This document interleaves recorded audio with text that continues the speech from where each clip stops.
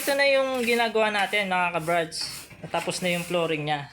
So, napakaganda ng gawa natin, napakalinis. Ito, papakilala ko sa inyo yung mga nagpagawa ng bahay. Sila nanay. Ate Ben. Si nanay, Nanay Beng Delgado. Delgado. At saka si Waze. Waze. Kalahaja. Yehey. Nay, ano po ba ang masasabi niyo sa gawa namin ngayon? Ano? Galing. Ganda. Pulido. Pulido. Ganda siya. Oh, ayan pa yung isang vlogger. May vlogger din yan. Ito yung anak ni nanay, isa. Meron din siyang channel sa YouTube. Subscribe nyo rin siya. RJ the Barbers. RJ the Barbers. Yan.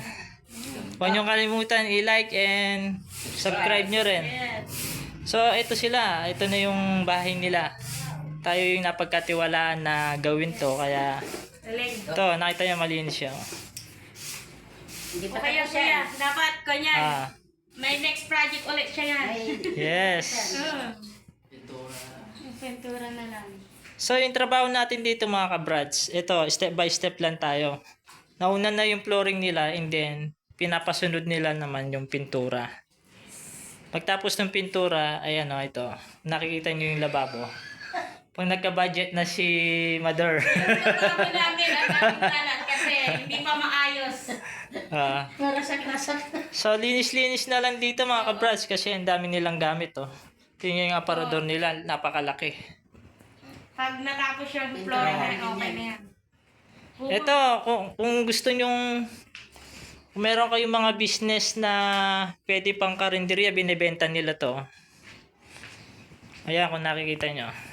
Sinama na natin sa vlog para hinahanap nila ng buyer. So, comment lang kayo dito mga ka-brads kung gusto nyo yun.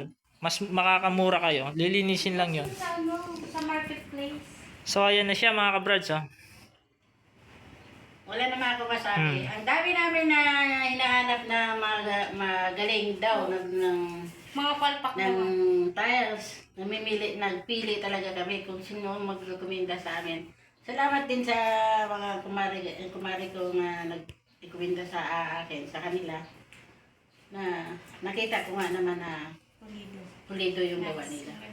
So, good job. So, yun. Ito yung sinabi ni nanay. Salamat nanay sa tiwala. At sana sa mga Siyempre naman.